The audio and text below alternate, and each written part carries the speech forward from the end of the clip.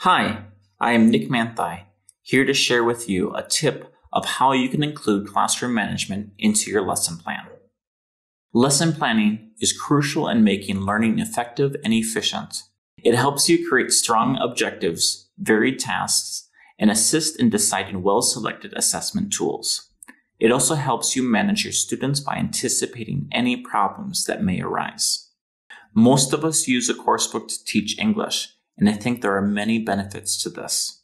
Coursebooks can be great as they offer teachers and students a clear vision of the work that needs to be done to improve language learning. However, a coursebook can also make us feel that we must follow exactly what the coursebook tells us to do and not adapt it to our students.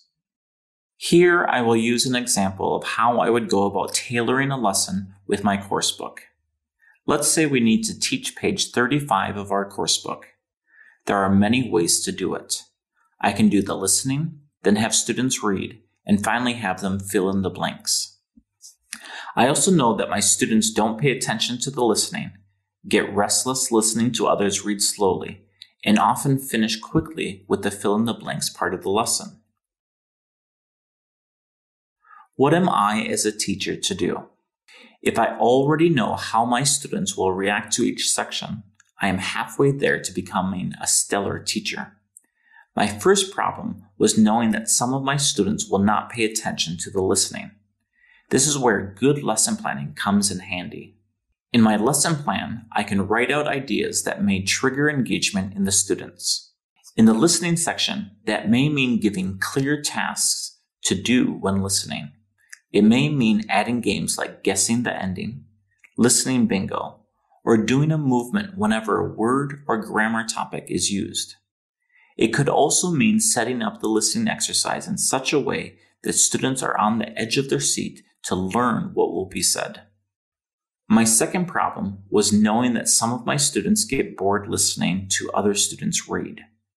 In the lesson plan, I can start to think of the best way to approach this reading text to make sure they are engaged. Does that mean jigsaw or silent reading?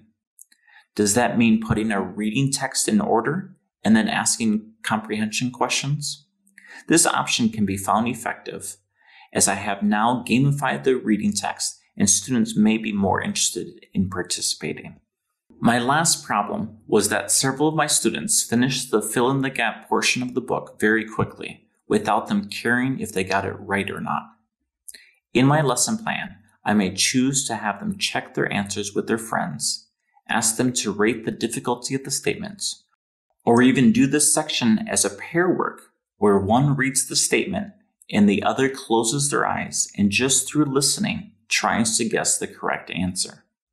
In all of these ways, I've predicted what my students are likely to do based on my experience with them, and have tailored my lesson plan to engage with my students in a positive way. My top tip here is to create your lesson plan to assist your classroom management. In doing so, you are using your knowledge of your students to make your lesson as effective as possible.